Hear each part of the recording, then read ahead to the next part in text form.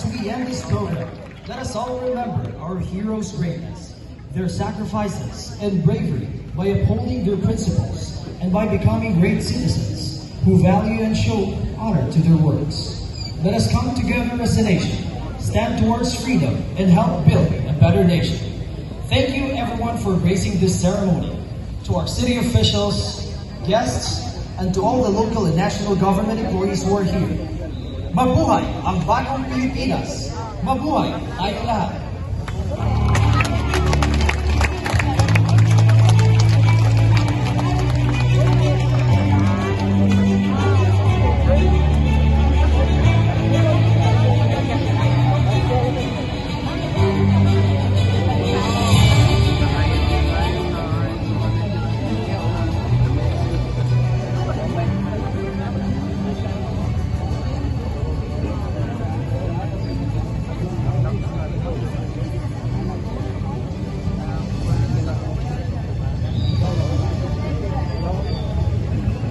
At this point, we will proceed to the photo opportunity, beginning with the city officials. Please stand up. Good morning again. Before we